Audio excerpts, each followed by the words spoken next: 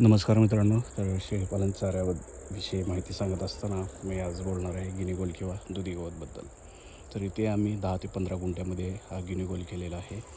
तर याचं एक सायकल असतं की एका साईडनं हा गिनी गोल जोपर्यंत तुम्ही काढताय तोपर्यंत दुसऱ्या कडेला तो गिनी गोल मोठा झालेला असतो. म्हणजे हे continue end to end cycle असते. आणि याच्यासाठी आम्ही ड्रिप ही केलेला आहे किंवा हा गिनी गोल आम्ही मधूनच भिजवत असतो. त्याच्या साईडला आहे सुभाबळ वगैरे चारा, तर त्याचा व्हिडिओ मी टाकला होता.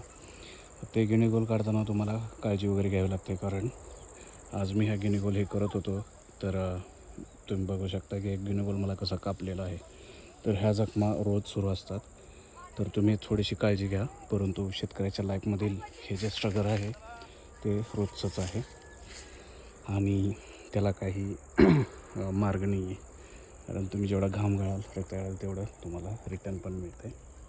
तर चला, हे चांगलंच आहे. आणि याचे असेही शेतीमध्ये काही त्रासदायक थोडेसे इश्यू असतात, पण इट्स ओके.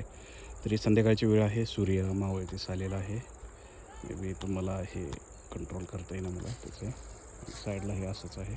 तर आता सर्व काही आमचं सुबाबळ काढून झालेले आहे, हा गिनी गोल. तसेच काल मी एका व्हिडिओमध्ये तुम्हाला हे दाखवलं होतं की आमचं कडवळ वगैरे, तर तेही काढून झालेलं आहे. असं तिन्हींचं मिळून मिश्रण बनवलं जातं आणि ते कुट्टीमध्ये हे करून शेळ्यांना ती कुट्टी दिली जाते. तर तुमच्याकडे वगैरे कसे तुम्ही शेळीपालनाचं नियोजन करता किंवा जनावरांचं, त्याच्याबद्दलही कमेंटमध्ये सांगा आणि व्हिडिओ कसे वाटत आहेत ते सांगा. थँक्यू.